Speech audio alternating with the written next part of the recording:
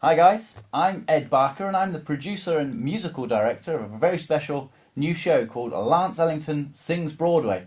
And the man straight from the set of Strictly Come Dancing is with us here today, Lance Ellington. Hello, hi Ed, how are you? I'm very good, thanks. So we're in the midst of rehearsals at the moment. Yes, I'm absolutely exhausted. Yes, I can tell you, I feel exactly the same way. But it's going to be really exciting getting on the road with this show. It's going to be a great fun show, yes. Yeah. Now tell us, how do we get to this point? How did we come up with this idea in the first place? Because this is our first kind of double act together, isn't it? It is our first sort of main venture. I remember actually we were in the West End one night and just done a gig, and we were talking about ideas and passions and about travelling and touring, and that we hadn't done anything. And I think you came up with we planted a little seed to each other.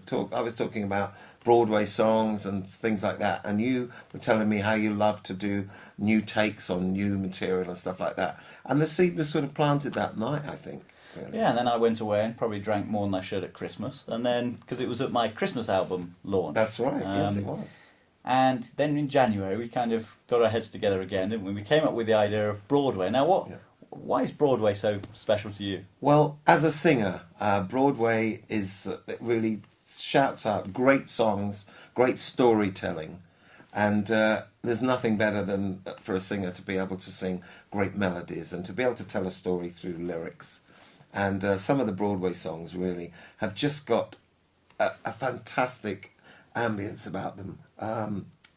They're sung by great performers as well, which, always if you can act out a song when you're singing a lyric, it just gives it a lot more weight. And I'm going to hopefully do that with some of these arrangements. And I've got to say, I love some of the new arrangements that you put a new twist on some of these songs. Tell us about where they came from. Yeah, no, I will, but I'm intrigued because I've not heard you talk about it in those terms before. The acting out of the lyrics. How do you kind of go about preparing for that when you're rehearsing a song? What do you do with the kind of acting? Well, I think it's really important to get behind the lyrics. I think for me, sometimes you find you'll get a singer that will just sing a song without actually thinking about the lyrical content of the song. And for me, the reason Broadway is so strong and the musical theatre is so strong is because they very much pay a lot of attention to the lyric and the way they act it out.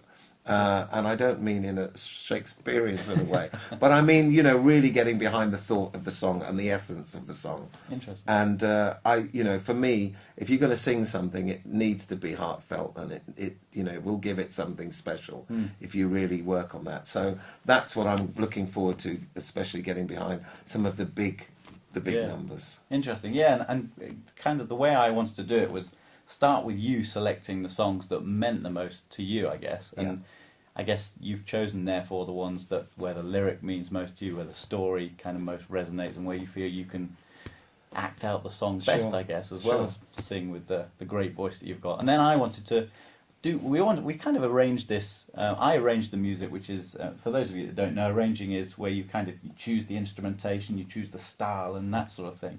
And some of them I wanted to do in the original kind of way. Yeah. So, for example, we've got Luck Be a Lady, done very much like the original. Absolutely. Ladies a Tramp, done very much like the original. But some we wanted to do in a slightly different way, didn't we? So we both love the funk, the soul, and we've got a bit of a Michael Jackson inspired on Broadway in there. And we've got Some Enchanted Evening as a duet between you and the saxophone. I'm playing saxophone.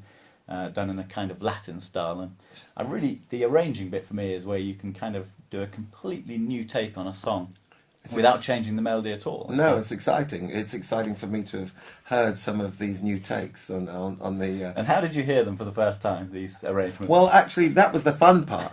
The fun part was getting sent little videos from Ed where he would sing some of the melodies and give me a sort of an insight into what it was going to sound like. And I think on one question you did say, use your imagination. Yes.